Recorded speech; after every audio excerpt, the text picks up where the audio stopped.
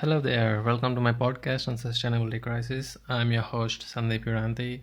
I hope you're doing well and I hope you like pineapple.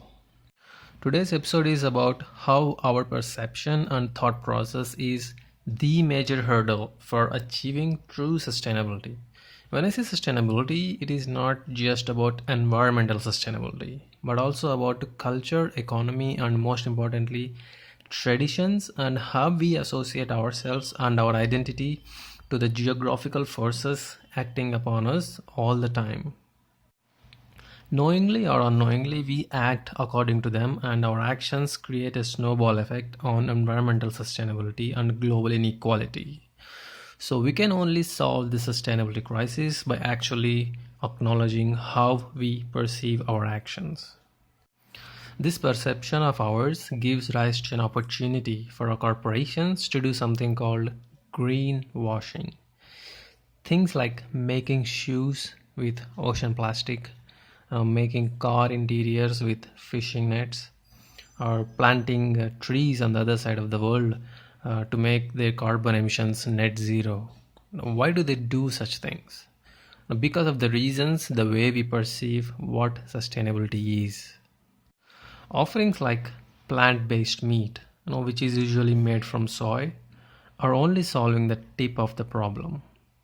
Now, don't get me wrong, and this solution is many times better than consuming real meat actually. But the sustainability crisis is not all about what we actually eat, but what we want to eat. And I totally agree with the argument that this solution is necessary to convince meat eaters to become vegans. But in reality, they are still eating meat in their minds, even though they are eating soy. So corporations project that this solution is sustainable only because they see market value for it. Down the line, there will be always people going back to eating real meat. So, in order to be truly sustainable, we need to think with our new minds instead of with our old minds, which are stuck in Paleolithic age. Talking about Paleolithic age, even they were even innovative to make fire without any modern tools. And I seriously doubt how many of us will be able to make fire if we were actually left alone in the forest, right? So, this is the paradox that I'm talking about. We are forgetting the fact that we are choosing lesser of two evils. Now, sustainability is not about just minimizing our impact right now, it is about minimizing our impact for all the future generations to come. Setting an example for young people, saying no for all unsustainable actions, and this is not a sacrifice or a compromise. This is evolving towards a better future with new exciting possibilities and benefits for everyone. Because we grow up with all these things happening in our early lives, it seems hard and unnatural for us to think in a different way. So, as always, I would like to give an example to make it more relatable. So, it is, of course, the infamous pineapple on pizza. Oh my god, the world is strange enough, even a pineapple can divide it into two.